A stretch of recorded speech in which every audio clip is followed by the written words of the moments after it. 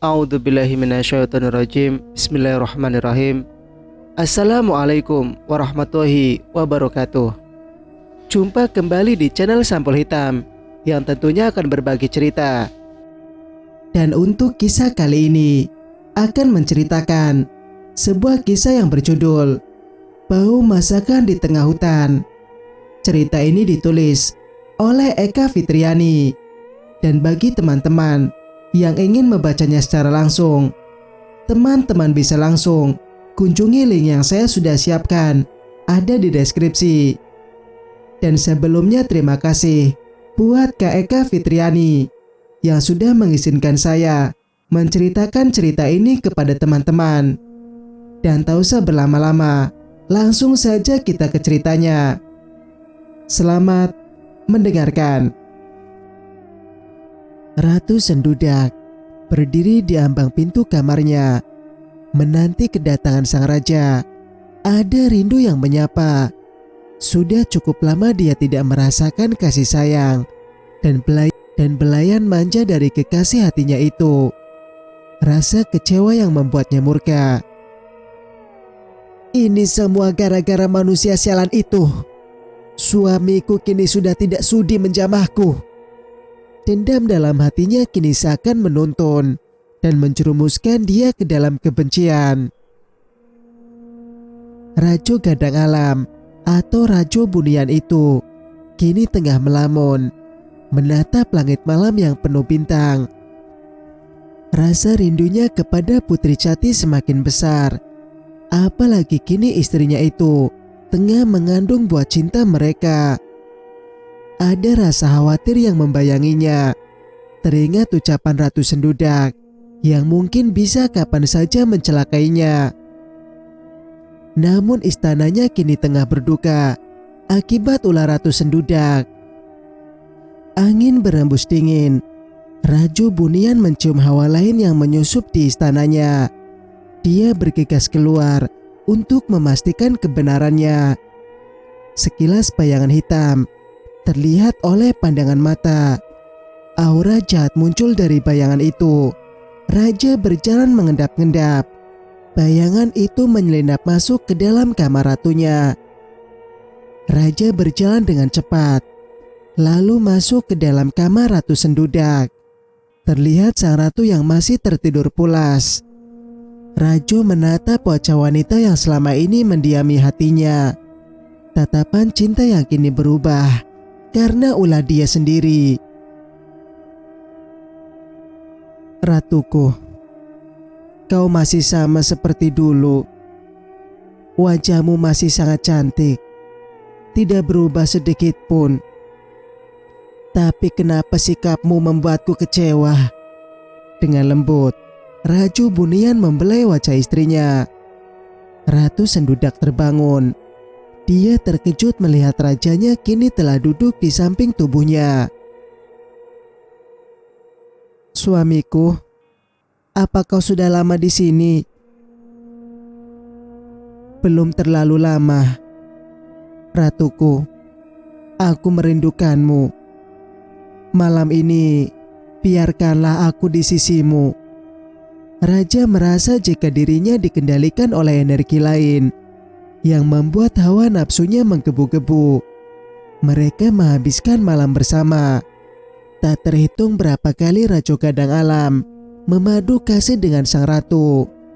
Fajar pagi mulai bersinar. Raja terbangun, matanya melihat ke semua arah dengan penuh tanda tanya. Ratu yang baru saja datang memeluk kekasihnya dari belakang. Tanpa sengaja Raja menghempaskan Ratu Sendudak. Raja buru-buru memakai bajunya kembali. Mengapa aku di sini? Semalam engkau datang merayuku. Dengan senyum kemenangan dari bibirnya, Rajo Bunian pergi dari kamar istrinya. Wajah Raja terlihat masam. Dia merasa tidak berbuat apa-apa. Hanya saja dia ingat akan bayangan yang menyelinap semalam. Kau memang bisa diandalkan. Kini tidak ada alasan untuk merasa khawatir. Setelah ini aku pasti akan mengandung, ucap Ratu seraya memainkan rambutnya yang terurai. Singkat cerita, Raju kadangkala memanggil penasehatnya untuk menceritakan kejadian kemarin malam. Ada yang janggal dengan dirinya. Pada saat bersama ratunya, dirinya merasa tidak melakukan apa-apa. Namun dia tidak bisa mengingat kembali kejadian malam tadi. Hanya bayangan hitam yang sekilas ada di pikirannya. Penasehat, apa kau merasa ada yang aneh dengan diriku? Penasehat itu mengerutkan kening. Aku merasa ada sesuatu yang mengendalikan pikiranku. Mungkin Tuanku Raju kelelahan. Sebaiknya Tuan beristirahat. Aku tidak merasa lelah. Apa engkau melihat bayangan hitam yang menyelinap di istanaku? Aku tidak melihat apa-apa, Tuan. Aku merasa curiga dengan Ratu Sendudak. Apakah dia berbuat sesuatu? Maksud Tuan, mungkin dia melakukan sesuatu atau hal lain yang mencurigakan. Seingatku, Ratu tidak pergi kemana-mana, Tuan. Sebaiknya kau awasi gerak-geriknya. Aku ingin beristirahat. Kau boleh pergi sekarang. Baik, Tuan. Lakukan penjagaan dengan ketat malam ini. Baik, Tuan. Penasehat itu pun pergi dan menjalankan perintah dari sang raja. Raja termenung seperti malam sebelumnya. Dia sangat merindukan Putri Jati. Cintanya kepada manusia itu sangat besar. Terbesit dalam hatinya sebuah keraguan. Dia memikirkan anak yang sedang dikandung oleh istrinya itu. Sebab dirinya hanya makhluk lelembut, bisa terlihat wujud oleh manusia karena ilmu yang dia miliki. Sedangkan jika kelak anaknya lahir, bentuk perwujudannya gaib atau nyata, bagi dirinya tentu tidak masalah. Namun kegaduhan pasti akan terjadi di istana Prugu. Memikirkan hal itu membuat Rajo menyesali takdir. Dia selalu merasa bersalah telah menipu Putri Jati dan Rajo Selatan. Seandainya dirinya jujur sejak awal, mungkin semua tidak akan terjadi. Di pembaringan Raja mulai gelisah. Seseorang seakan-akan berbisik di telinganya. Rajo terbangun. Suara itu hampir mirip dengan suara Putri Jati. Rajo Bunian berlari dan mencari suara itu. Tidak ada siapapun. Saat Raja keluar dari kamarnya, didapati semua pengawal tengah tertidur lelap. Mengapa mereka tidur di saat berjaga? Pengawal! Berkali-kali sang raja memanggil, namun tidak ada satupun pengawal yang datang. Ada aroma yang tidak asing bagi raja. Ini adalah sihir. Raju duduk bersemedi, membacakan doa-doa. Tidak lama setelah itu, pengawal istana mulai terbangun satu persatu. Dengan wajah takut, mereka memohon ampun atas kelalaian dalam bertugas. Raja pun memaafkan mereka. Di tempat lain, berdebah. Sudah selama ini aku menunggu, namun belum juga ada tanda-tanda kehamilan. Pandak, apa kau menipuku?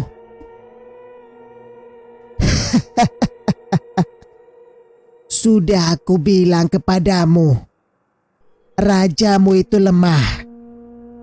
Dia tidak akan mampu memberimu keturunan. Omong kosong. Buktinya dengan manusia itu. Sebentar lagi dia akan memiliki keturunan. Mengapa kau ingin sekali memiliki anak dari Rajo Bunian? Sedangkan yang aku tahu, dirimu tidak benar-benar mencintainya. Walaupun cintaku kepada Raja Bunian tidak setulus yang dia tahu, namun aku tetap ingin memiliki pewaris kerajaan ini. Aku akan menjadi ibu ratu dari raja berikutnya. Setelah itu, akan kubuat Raja Bunian menderita selamanya. Kau memang wanita yang licik. Tidak sia-sia aku menyukaimu. Menyukaiku? Jangan bermimpi. Tentu kau akan menyukaiku. Bukankah kau ingin memiliki keturunan Raja Bunian? Bagaimana jika kau tidak dapat mengandung? Bukankah rajamu itu akan menghukum mati dirimu akibat pembunuhan kala itu? Ratu Sendudak terdiam. Dia ingat akan ancaman Raja Bunian kala itu. Bukankah kau sudah berjanji akan membantuku hamil? Jangan coba-coba berbohong denganku, orang Pandak. Aku tidak pernah berjanji begitu. Aku hanya mengatakan akan membuat rajamu melakukan hal itu. Ratu tertunduk malu. Bagaimana jika aku memberikanmu ide? Laki-laki berbulu dan berbadan kerdil itu membisikkan sesuatu kepada Ratu Sendudak.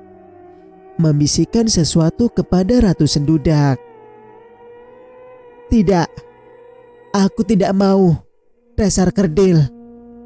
Kau mencari kesempatan dalam kesempitan.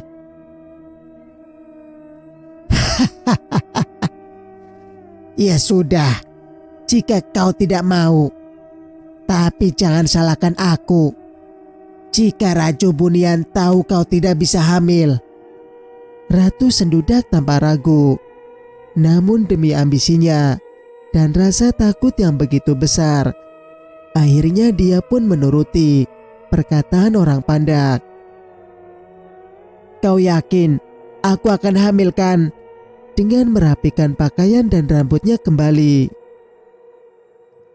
Saat kau pulang dari sini, kau akan merasakan kehamilan. Baiklah, akan kupegang janjimu. Jangan lupa dengan perkataanmu tempo hari, Ratu. Aku sudah sangat haus akan darah. Jangan khawatir, aku akan menepati janji. Jika ucapanmu benar terbukti. Ratu pun bergegas pergi dari gua yang terletak di tengah-tengah hutan yang tersembunyi. Singkat cerita, sudah 3 bulan Raja Bunian menetap di istananya. Selama itu juga, kerajaannya aman dan sejahtera. Dia memutuskan untuk kembali ke kerajaan Prugu. Sebelum dia pergi, Raja menemui ratunya. Terlihat perut ratunya yang mulai membesar. Ada wajah gembira yang terpancar dari Raja Bunian. Dia duduk dan mencium kening istrinya, berpamitan untuk pergi ke kerajaan Prugu. Sebentar lagi Putri Cati akan melahirkan. Terlihat wajah tidak suka dari Ratu Sendudak. Dia memeluk manja sang raja, berharap suaminya itu mengurungkan niat untuk pergi. Namun harapan itu pupus. Setelah raja meninggalkan dirinya dan janin dalam kandungannya, niat jahat dari sang ratu kini muncul. Ratu teringat dengan perkataan orang Pandak kala itu. Dia berucap jika kehamilannya hanya mencapai kurang lebih dari 5 bulan. Ratu berencana akan menculik anak dari Putri Cati, sesuai perjanjian dengan orang Pandak, jika dirinya akan memberikan tumbal. Namun orang Pandak itu menginginkan darah dari keturunan Kyai Soleh. Kebetulan Putri Cati adalah cucu dari Kyai Soleh, dan anaknya yang akan lahir adalah keturunannya. Tentu dia tidak ingin putranya mendapatkan pesaing untuk menjadi raja penerus di Istana Bunian. Jika anak itu tetap hidup, tentu menjadi kerikil yang mengganjal rencananya. Ratu yang sudah menyusun rencana, dia pergi menuju kerajaan Prugu. Sesampainya di sana, dia tidak dapat masuk ke dalam istana yang di dalamnya banyak orang-orang yang soleh. Ratu Sendudak memasuki tubuh pelayan istana. Dia mendiami raga itu hingga berhari-hari lamanya, menunggu Putri Cati melahirkan. Melihat perlakuan istimewa Raja Bunian kepada Putri Cati membuat hatinya terbakar cemburu. Hingga lepas kendali, dia menyerang Putri Cati. Belum sempat melukai, sang raja lebih dulu menghalau dan menghantam wajah raga wanita yang didiaminya. Tubuh wanita itu terjatuh tidak sadarkan diri. Dengan cepat, Ratu Sendudak keluar dan bersembunyi. Pelayan wanita itu diadili. Hampir saja dia dihukum berat akibat perbuatan Ratu Sendudak. Namun kesaksian pelayan lainnya menyelamatkan nyawa wanita itu. Singkat cerita, hari yang dinanti-nanti akhirnya datang juga. Putri Cati akan segera melahirkan. Namun Ratu Sendudak tiba-tiba merasakan sakit di bagian pinggangnya. Dia keluar dari istana Prugu dan berjalan tertatih-tatih. Dengan ilmu gaibnya, dia bisa terbang di atas awan. Dia mencari dukun bayi di sekitar pemukiman warga. Tepat di hadapannya kini, rumah panggung milik seorang dukun di ujung kampung. Ratu mengetuk pintu. Tidak berselang lama, muncul wanita tua membukakan pintu. "Tolong, cepat bantu saya untuk melahirkan." Ratu meminta bantuan wanita itu untuk melahirkan. Awalnya wanita itu menolak karena takut. Namun saat Ratu Sendudak memberikan sekeping emas, wanita itu mau membantu dirinya. Tidak berselang lama, terdengar suara tangis bayi dari dalam rumah itu. "Siluman! Tolong, ada siluman!" Dukun bayi itu berlari ketakutan.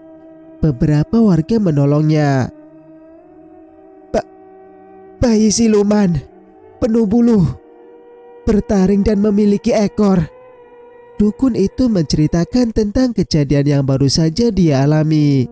Warga berbondong-bondong menuju rumah dukun bayi. Terlihat pintu kayu yang masih terbuka. Beberapa orang masuk ke dalam rumah panggung itu. Kosong, tidak ada siapa-siapa di sana. Beberapa orang yang ikut juga terlihat mencari sesuatu ke semua arah.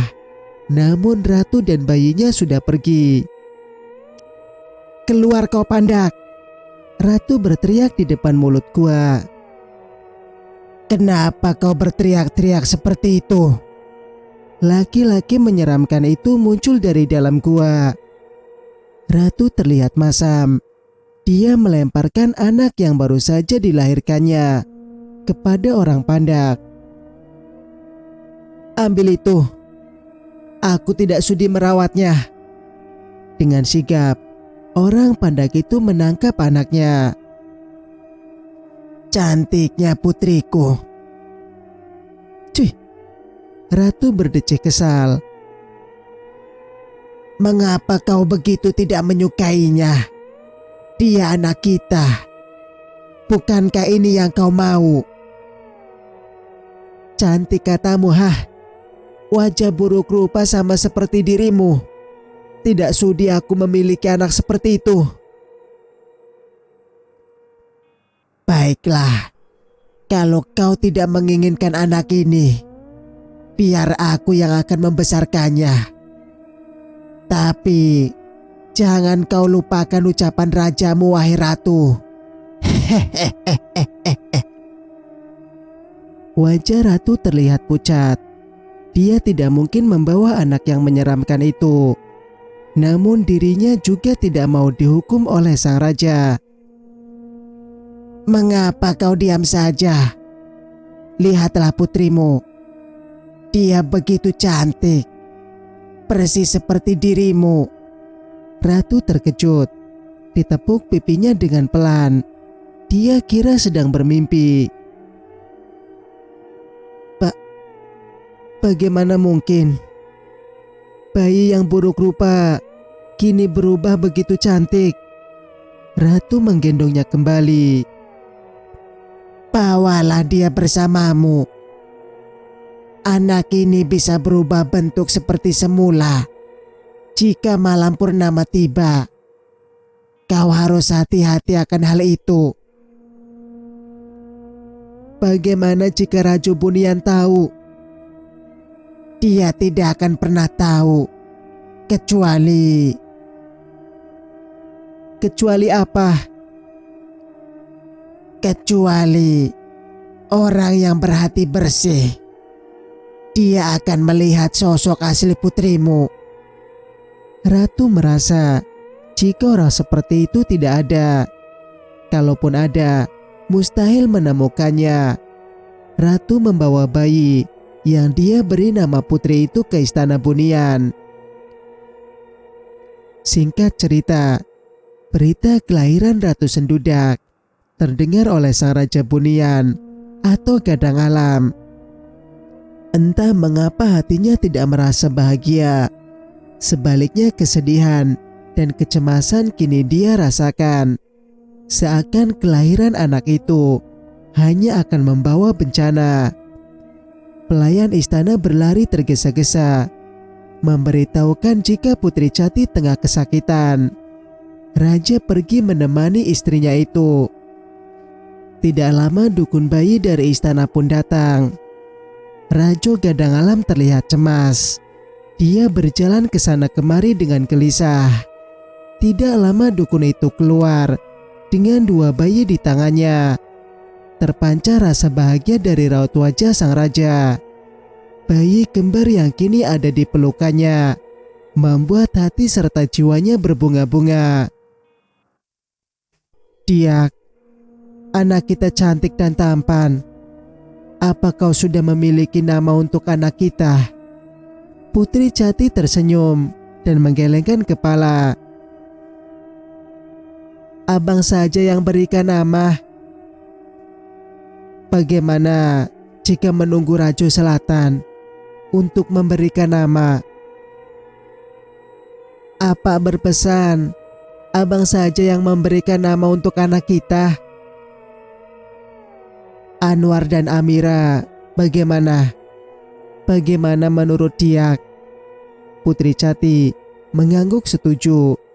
Ratu Sendudak yang mendengar kabar jika Putri Cati telah melahirkan anak kembar merasa kesal.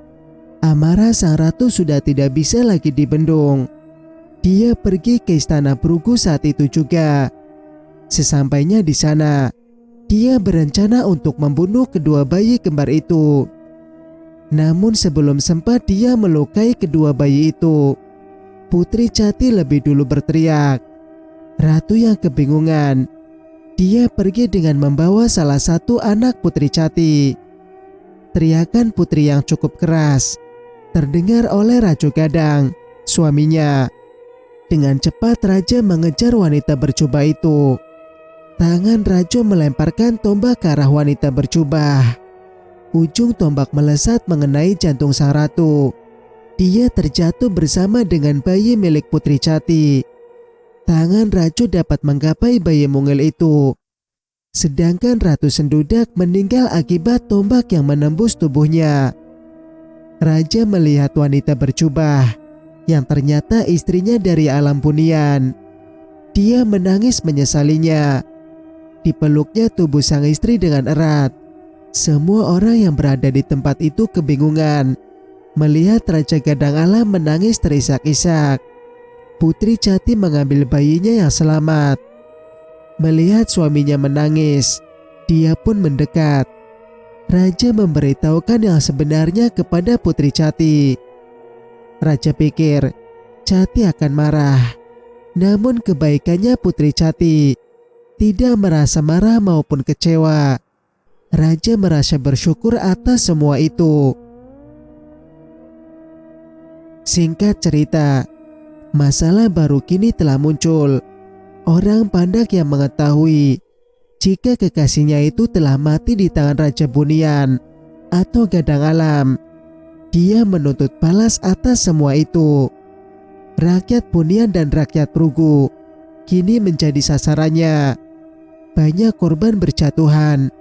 Mereka mati dalam keadaan mengenaskan. Darah dihisap hingga otak kepalanya, terutama perempuan dan anak-anak. Hal itu membuat Raja Bunian dan Raja Selatan murka. Mereka bersama-sama untuk melawan orang Pandak. Perkelahian antara Raja Bunian dan orang Pandak berlangsung cukup lama. Namun keduanya sama-sama sakti. Raja Bunian dapat dikalahkan karena orang Pandak melakukan kecurangan. Kini Raja Selatan melawan siluman itu.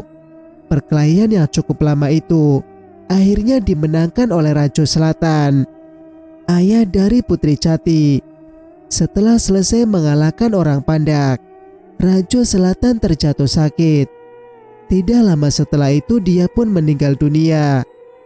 Sebelum ajal menjemput, Raja Selatan berpesan kepada putrinya, "Aku hanya mengurung, bukan membunuhnya. Dia hanya bisa terbebas oleh dosa manusia yang terzolimi. Keturunanku kelak akan mengalahkannya.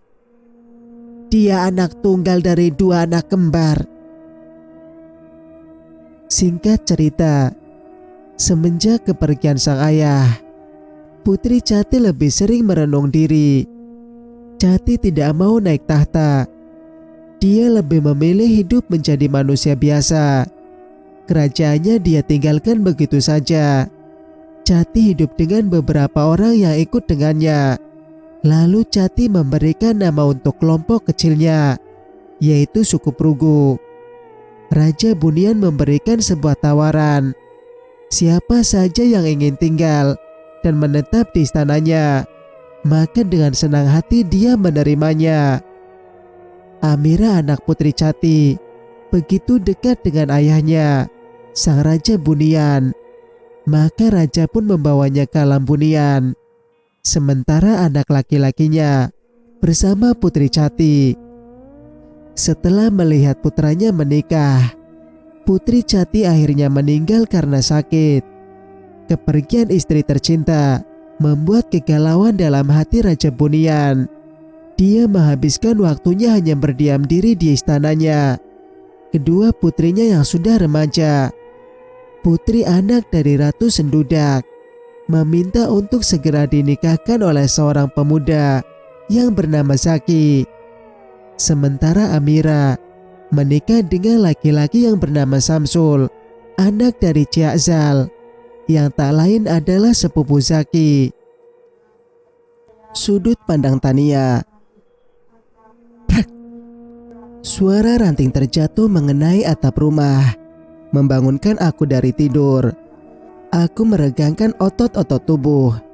Rasanya aneh sekali. Tubuhku terasa sakit semua. Sepertinya aku terlalu lama tertidur di depan jendela. Aku berjalan kontai, mengambil gelas yang berada di atas meja. Namun aku terkejut saat mendapati diriku tengah terbaring di kasur bersama Zaki, suamiku. "Mas, bangun. Mas Zaki, bangun." Aku membangunkan Mas Zaki. Namun suamiku tidak bergeming sedikit pun. Berkali-kali aku menyentuh gelas. Tangan ini tidak bisa menggenggamnya. "Ada apa dengan diriku?" Aku bertanya pada diri sendiri. Aku duduk termenung, mengamati suamiku dan Tania yang di atas kasur. Mereka tertidur dengan lelap.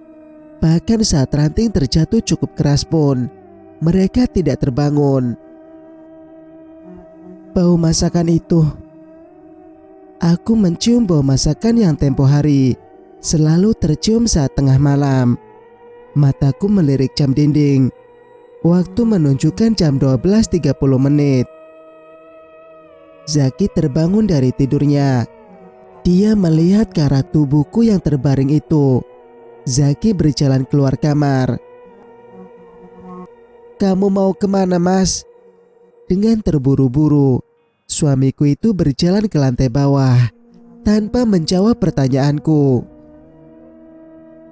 Mas, tunggu. Aku mengejar Mas Zaki dengan cepat.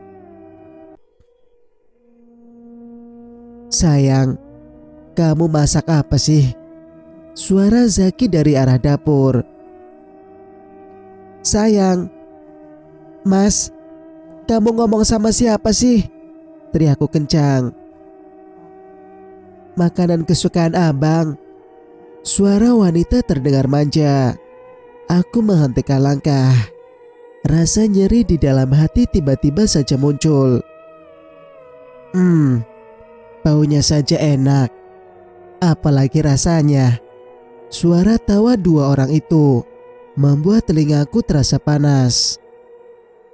Shh, jangan ketawa keras-keras. Nanti Tania bangun. Hei, aku dari tadi di sini.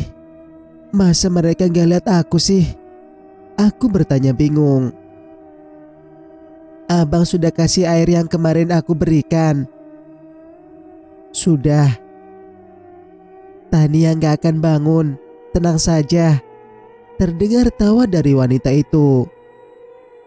Aku berniat ingin menangkap Mas Zaki dan wanita yang berada di dapur itu. Aku langkahkan kaki ini menuju dapur yang tidak jauh dari tempatku berada. Tiba-tiba kaki ini gemetar. Hawa dingin menjalar ke seluruh tubuh. Aku sudah tidak sabar memakan masakanmu, sayang. Zaki keluar dengan membawa masakan yang masih berasap itu. Tidak lama wanita itu menyusul dari belakang. Kamu kan... Aku yang berdiri di depan pintu. Mereka lewati begitu saja. Hei, kamu kan ya waktu itu. Ngapain kamu di sini? Malam-malam berdua sama suami orang. Hei, kamu denger gak sih? Mas, kamu juga tuh. Ngapain malam-malam kesini bawa wanita lain? Aku berkacak pinggang dan marah-marah kepada mereka. Sayang, kita makan di sini saja ya. Zaki meletakkan makanan di atas meja ruang tamu. Di mana saja, asalkan sama abang. Mas, kamu denger gak aku ngomong? Jangan keterlaluan kamu, Mas. Aku menghentak-hentakan kaki dengan kesal. Ada yang aneh. Sepertinya mereka tidak mendengar dan melihat keberadaanku di sini. Aku mengikuti mereka dari belakang. Zaki duduk berhadapan-hadapan dengan wanita itu. Aku memperhatikan mereka berdua dengan marah. Hatiku terasa sakit melihat suamiku bermesraan dengan wanita lain. Zaki memasukkan beberapa suap makanan yang berada di depannya. Enak sekali masakanmu, sayang. Wajah wanita itu memerah seperti kepiting rebus. Sakit. Mataku seperti kemasukan sesuatu. Terasa pedih. Aku membuka mata sedikit demi sedikit. Tidak berselang lama rasa sakit pun hilang. Mataku kembali melihat dua manusia tidak tahu diri yang kini berada di hadapanku. Tiba-tiba saja perutku terasa mual. Aku melihat pemandangan yang tak lazim. Suamiku kini tengah menyantap sesuatu yang menjijikan. Piring dipenuhi dengan belatung yang menumpuk. Ayam kecap yang tadi aku lihat kini berubah menjadi ayam yang seperti diputus paksa tanpa menggunakan pisau. Bulu-bulu yang masih banyak menempel pada kulitnya. Mungkin ayam itu tidak dicuci terlebih dulu. Terlihat darah masih menempel pada setiap daging ayam yang digigit oleh Zaki. Aku sudah tidak tahan lagi melihat makanan yang menjijikan itu. Pandanganku kini tertuju pada lemari kaca yang berada di hadapanku.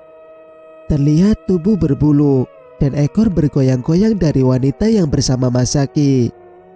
Aku memutar kepala melihat wanita itu. Tidak ada yang berubah, gumamku pelan. Namun saat kembali melihat kaca, sosok berbulu kembali terlihat. Aku seakan mengingat sesuatu, namun lupa entah apa yang ingin aku ingat. Ah, enak sekali. Perut abang sudah kenyang. Terima kasih sayang. Masaki mengecup kening wanita itu. Aku yang sedari tadi menghindar karena jijik melihat mereka menyantap makanan tak lazim itu. Aku berbalik menghampiri mereka kembali. Piring-piring sudah tersusun rapi. Masaki melangkah pergi ke kamar mandi, sedangkan wanita itu membawa piring kotor ke dapur. Wanita itu berjalan menaiki tangga. Aku mengikutinya dari belakang. Aneh memang, hingga saat ini mereka masih tidak mengetahui keberadaanku. Suara pintu terbuka. Aku mengerutkan kening, terheran-heran melihat pintu yang terbuka sendiri. Wanita itu melangkah masuk, berjalan mendekati tubuhku yang berada di atas kasur. Bau harum suku Prugu. Tangannya mengusap perut yang rata. Terlihat mulutnya berkomat kamit. Wajah Tania berubah pucat. Dia merintih seakan kesakitan. Aku terbelalak ketika melihat sesuatu. Gumpalan berwarna merah keluar dari perut Tania. Gumpalan itu melayang terbang, lalu masuk ke dalam mulut wanita yang kini di hadapanku. Manis dan segar. Suamiku sangat baik, telah memberiku makanan yang lezat ini. Wajahnya menyeringai penuh kepuasan. Rasa dingin menjalar ke seluruh tubuh. Aku terpaku tidak bisa berbuat apa-apa. Tania yang terbaring itu berusaha untuk terbangun, namun entah kenapa matanya seakan sulit terbuka. Wanita itu berjalan keluar, meninggalkan tubuh Tania yang kesakitan. Dengan senyum yang mengembang, dia seakan tidak merasa kasihan. Aku bergegas mengikutinya dari belakang. Wanita itu duduk menunggu Zaki. Terlihat Zaki keluar dari kamar mandi. Abang. Wanita itu memeluk Zaki dan melumat bibirnya. Dadaku terasa sesak melihatnya. Berulang kali aku mencengkram rambut wanita kurang ajar itu, tapi dia tidak merasakan sakit sedikit pun. Aku menampar wajah Zaki. Tangan ini melayang seperti angin. Zaki melepaskan pelukan wanita itu.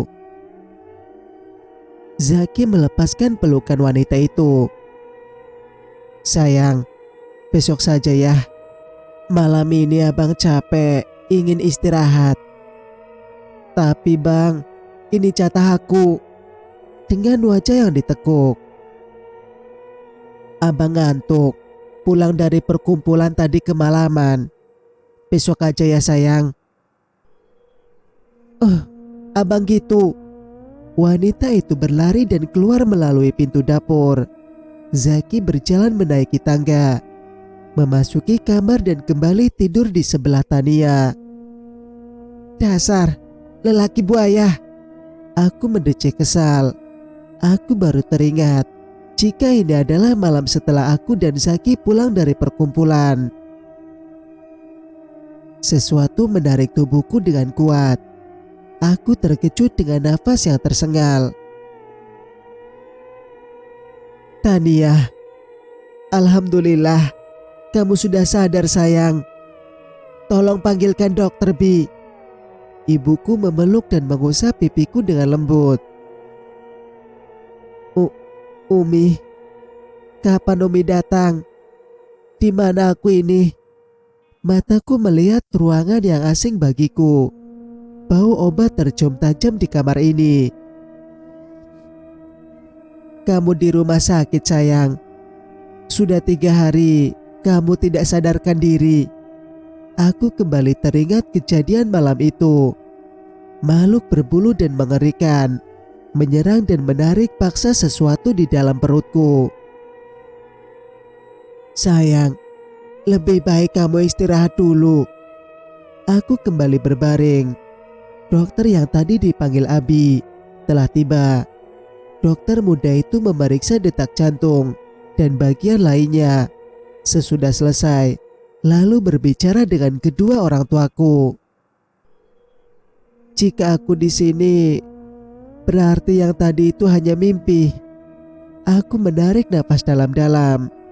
Diriku semakin kecewa dan sangat membenci Zaki. Apa mungkin wanita di mimpi tadi ada hubungannya dengan makhluk mengerikan yang menyerangku waktu itu? Aku bertanya dalam hati. Aku memandangi selang infus di tangan, melihat nanar ke semua ruangan. Umi dan Abi kembali menghampiriku. Dokter bilang, besok kamu sudah boleh pulang. Umi membelai rambut yang tergerai. Abi gak mau lagi Tania di sini. Pi, apa lagi? Abi gak mau lihat anak kita seperti ini. Aku ingin pulang ke Jakarta saja, Umi. Tania, sayang, maafkan Umi.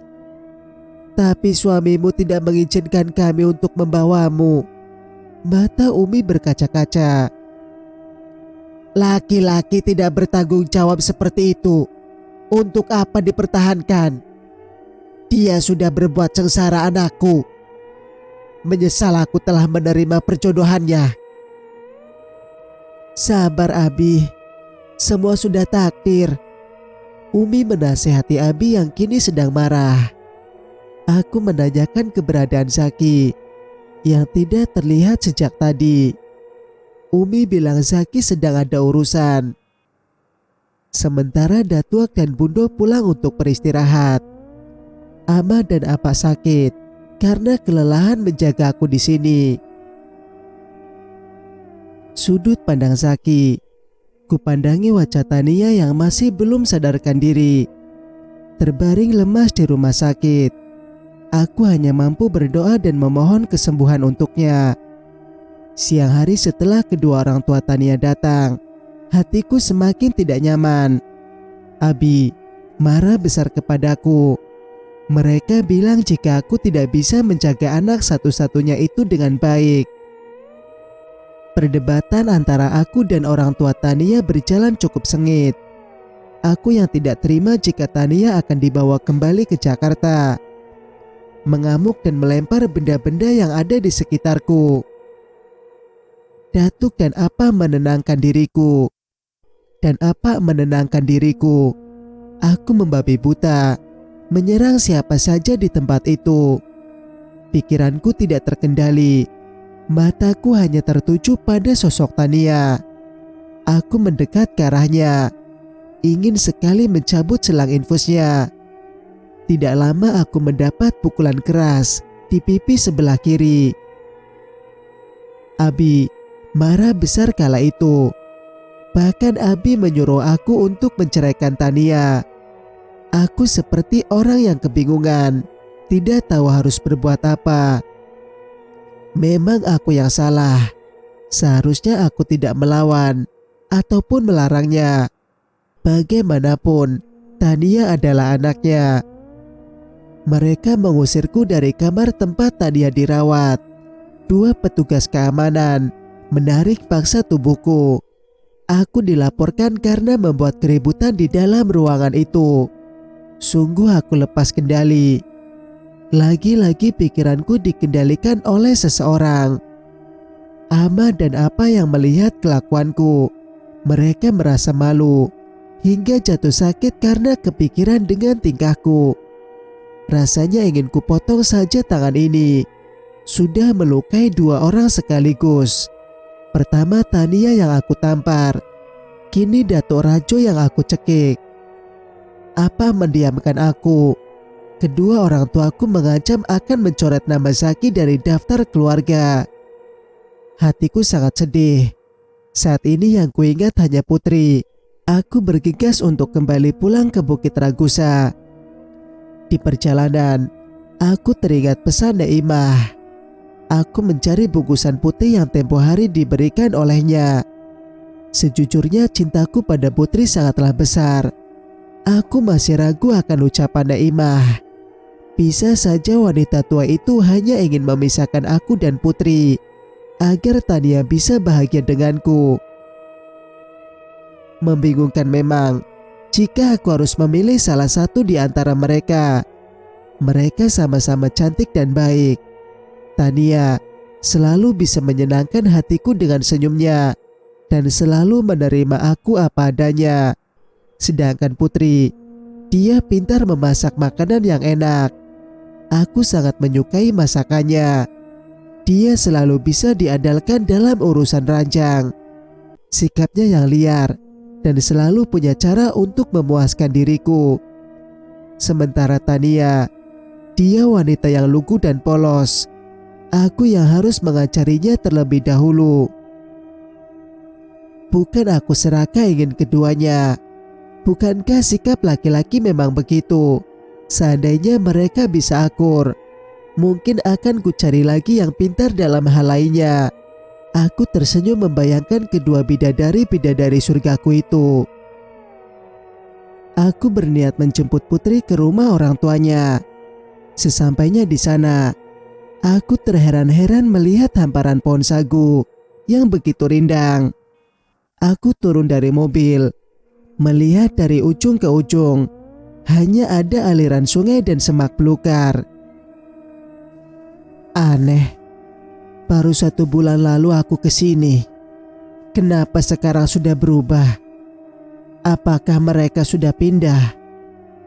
Tapi jika dilihat dari besarnya pohon sagu, sepertinya pohon ini sudah tumbuh sejak puluhan tahun. Aku menggaruk kepala yang tidak gatal.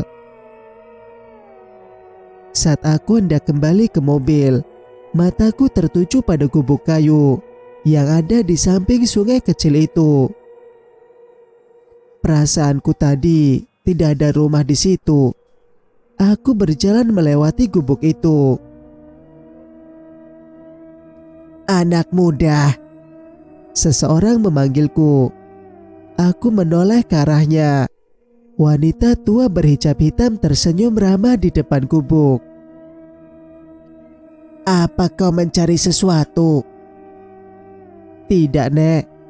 Aku hanya melihat-lihat saja, jawabku singkat. Oh, begitu. Iya, Nek. Aku memalingkan tubuh lalu kembali masuk ke dalam mobil. Mataku kembali melihat ke arah wanita tua yang tadi bertanya. Alangkah terkejutnya aku ketika melihat gubuk dan wanita tadi sudah menghilang. Tengkuk terasa dingin. Aku bergegas pergi dari tempat itu. Kemana Putri dan keluarganya? Rumah Putri sangat mewah, seperti istana. Semua dindingnya terbuat dari batu marmer yang sangat bagus. Rasanya mustahil dalam waktu sebulan bisa berubah menjadi hutan yang ditumbuhi pohon sagu besar-besar seperti itu. Aku teringat akan cerita Tania ketika saat bermimpi. Di dalam mimpi itu, Tania yang melihat aliran air dan hamparan pohon sagu sama persis dengan apa yang aku lihat tadi. Wanita itu, aku pernah melihatnya. Tapi di mana? Kepalaku terasa pusing karena lama berpikir. Makwoh. Iya benar, itu Makwoh. Kakak dari Naimah. Yang dia ceritakan itu. Kakak Naimah yang memilih tinggal di alam bunian atau alam jin. Dia nenek kandung Tania. Dan wanita tua itu juga yang ada di rumah Putri kala itu. Dia yang menyiapkan segala keperluanku saat ingin menikah dengan Putri. Aku turun dari mobil dan mencarinya. Sudah cukup lama aku mencari, hingga masuk menembus semak belukar. Tetapi tidak ada tanda-tanda kehidupan di sekitar sini. Aku kembali masuk ke dalam mobil dengan kecewa. Padahal aku yakin Makwo tahu banyak tentang Putri. Tapi aku malah menyia-nyiakan kesempatan itu begitu saja. Berarti ucapan Naimah itu benar. Jika Putri adalah orang Bunian, dia adalah bangsa jin penghuni hutan atau lelembut. Jadi selama ini aku telah menikahi jin wanita. Aku bergidik ngeri. Aku membentur-benturkan kepala ke pintu mobil. Ada rasa menyesal di dalam hati. Namun lagi-lagi pikiranku menolak kebenaran. Aku masih tidak yakin jika Putri adalah jin. Setelah perjalanan yang cukup lama, kini telah sampai di pondok kayu milikku. Belum sempat aku membuka pintu, deru motor Malin dan Uda Anas menuju ke arahku. Aku menunggu mereka di depan pondok. Kebetulan ini hari memanen buah sawit di kebunku. Semenjak aku pulang, semua urusan kebun diserahkan kepada kedua temanku itu. Malin dan Uda Anas sudah lama bekerja denganku. Mereka cukup bisa diandalkan dalam urusan merawat kebun. Uda Anas orang satu kampung denganku, hanya beda RT saja. Sementara Malin, sampai saat ini aku masih tidak tahu di mana rumah dan kampungnya. Dia pun tidak pernah menceritakan asal-usul dan jati dirinya. Setelah panjang lebar mengobrol dengan kedua temanku itu, aku memasuki pondok yang dulu menjadi tempat ternyaman untukku dan Tania. Di dalam rumah terlihat bersih, meskipun sudah hampir 1 bulan ditinggalkan. Aku berjalan menaiki tangga, memasuki ruangan paling atas yang menjadi kamar kami berdua. Sesampainya di kamar, hatiku merasa hampa, merasa ada yang kurang. Kehadiranku di sini tidak lengkap tanpa Tania. Aku menunduk sedih, rasa bersalah yang kini menghantui diriku. Aku merebahkan tubuh ke atas kasur, melihat nanar ke langit-langit kamar. Pelayan tangan merayap dari ujung kaki hingga ke atas dada. Wajah cantik Putri kini berada di hadapanku. "Abang, aku kangen." Tangan lembutnya membelai dadaku. Tengkuk terasa merinding. Jujur saja, saat ini bukan rasa rindu yang muncul, melainkan perasaan takut dan was-was yang memenuhi isi kepala.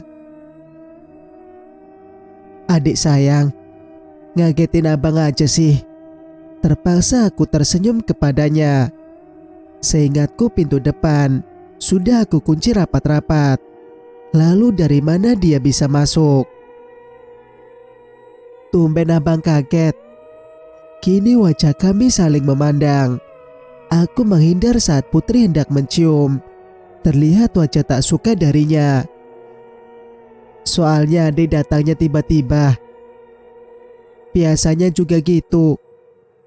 Abang kenapa gak mau cium aku sih? Aku kan kangen. Abang gak kangen sama aku? Dengan bibir maju ke depan. Kangen sayang.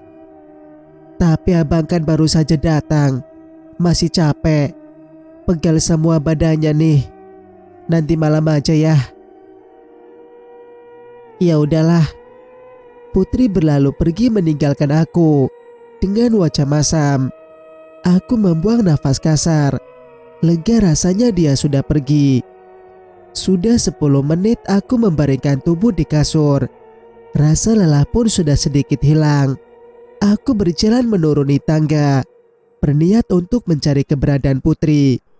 Ingin sekali aku menceritakan kejadian tadi saat ke rumahnya. Sayang, aku memanggil-manggil istri pertamaku itu, namun tidak ada jawaban. Padahal baru 10 menit, tapi dia sudah tidak terlihat batang hidungnya. Aku bergegas mencarinya keluar rumah. Namun alangkah terkejutnya saat kudapati pintu yang masih terkunci. Hawa dingin membangunkan bulu-bulu halus di tengkuk leher. Kulit tangan terlihat merinding. Aku semakin yakin jika wanita yang sudah lama kunikahi itu adalah bangsa lelembut. Sebagai laki-laki tulen, jiwa pemberani harus dimiliki. Meskipun rasa takut sebenarnya kini tengah menyelimuti, aku berdiam diri di kamar, menahan lapar karena salahku yang lupa membawa bekal yang sudah amak siapkan. Aku membuka lemari, ternyata masih ada air yang sengaja aku sembunyikan dari Tania. Air yang diberikan Putri untuk diriku, agar aku memberikannya kembali kepada Tania. Saat malam Senin, Rabu dan Sabtu, Putri bilang ini air untuk kesuburan, supaya Tania cepat mengandung. Namun anehnya, Tania akan tertidur pula setelah meminum air ini. Aku berniat akan membawanya dan memberitahukan kepada Naimah. Azan maghrib berkumandang, menandakan waktu malam sudah datang. Aku bergegas mengambil air untuk berwudu. Setelah selesai menunaikan sholat, aku duduk sambil membaca Al-Quran. Lidahku terasa keluh, rasa panas menjalar ke seluruh tubuh. Aku meregang, menahan sesuatu yang memaksa keluar dari tubuhku. Cukup lama menahan sakit, karena kaki seperti ditarik dari bawah. Perutku terasa mual. Aku menarik kantong plastik yang kupakai untuk menutup air dalam botol yang diberikan Putri. Tubuhku ini terasa lemas. Lemas sekali, seperti tidak memiliki tenaga. Penglihatanku kini terasa terang, tidak seperti sebelumnya yang buram. Kepalaku terasa ringan. Sebelumnya kepala itu begitu berat, membuat aku mudah emosi. Aku duduk menghadap kaca yang berada di depan pintu. Pintu terbuka lebar. Terlihat sosok mengerikan berdiri di ambang pintu. Berkali-kali aku mengucap istighfar. Tidak lupa aku membaca doa-doa yang masih kuingat. Aku menundukkan kepala. Makhluk berbulu dengan wajah menyeramkan. Seluruh tubuhnya berbulu. Wajahnya hitam legam dan bertaring. Memiliki tubuh yang tinggi dan jenjang. Terlihat ekor yang bergerak-gerak di belakangnya. Makhluk mengerikan itu hanya diam di depan pintu. Sepertinya dia kesulitan untuk masuk. Tampak wajahnya yang marah karena terhalang oleh sesuatu, membuat tubuhnya terpental berkali-kali. "Bang Zaki, sudah dulu berdoanya." Suara itu mirip sekali dengan Putri. Jangan-jangan dia... Aku bergidik ngeri melihatnya. "Abang, aku di sini. Abang dengar nggak sih?" Dengan jantung berdebar, aku menoleh ke belakang. Putri. Benar dugaanku. Jika makhluk menyeramkan itu adalah Putri. Ternyata ucapan Tania dan Naimah itu benar. Mereka berkata jujur. Bodohnya aku yang tidak mempercayai ucapan mereka. Lutut ini terasa lemas tak berdaya. "Bang Zaki, abang kenapa diam aja?" Aku berusaha untuk tenang. Tidak boleh membuatnya curiga atau marah. Tujuanku kesini adalah untuk membuktikan ucapan Tania dan Naimah. Kini semua sudah terbukti. Aku harus bisa pulang dengan selamat. Iya, tunggu sebentar. Abang rapikan ini dulu. Aku tunggu di bawah ya. Aku mengangguk tanpa menoleh. Jika melihat dengan mata telanjang, tidak ada yang berubah sedikit pun darinya. Namun saat bayangan terpantul dari kaca, terlihat wujud yang sebenarnya. Aku teringat oleh makhluk yang kala itu menyerang Tania. Wajahnya hampir sama dengan Putri. perbedaannya makhluk itu bersuara seperti laki-laki. Orang di kampungku menyebutnya orang pandak. Dia memiliki tubuh kecil, dipenuhi bulu, memiliki taring panjang dengan lidah yang menculur. Kakinya kecil seperti kaki anjing, hanya saja telapak kakinya terbalik. Menurut kepercayaan orang dulu, bagi wanita yang sedang datang bulan, dilarang membuang bekas cucian ke air mengalir. Sebab orang pandak itu akan mencari bau anjir itu.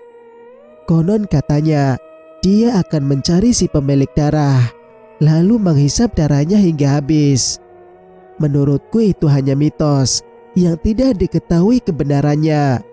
Namun setelah kejadian malam di mana Tania diganggu, aku baru percaya jika makhluk itu masih ada hingga saat ini. Aku yakin sekali jika semua kejadian yang menimpa Tania ada kaitannya dengan Putri. Sebab sebelum kejadian itu, aku melihat Putri sibuk dengan tempat sampah yang berada di dapur. Saat kutanyai, dia hanya bilang akan membuang sampah. Aku melarangnya karena pada saat itu sudah tengah malam dan juga ada bekas Tania yang sedang datang bulan. Besok saja, biar Tania yang membuang. Biasanya sampah-sampah itu dibakarnya. Tidak apa-apa bang, biar aku saja. Aku yang percaya membiarkan dia begitu saja. Zaki, kau benar-benar bodoh. Bodoh. Aku memarahi diri sendiri. Berkali-kali aku memukuli kepala. Siapa tahu dengan begitu, aku bisa sedikit pintar. Cerita pun bersambung. Jika kalian suka dengan ceritanya, jangan lupa untuk like, komen, dan subscribe channel ini agar bisa mendengarkan cerita-cerita berikutnya. Wassalamualaikum warahmatullahi wabarakatuh.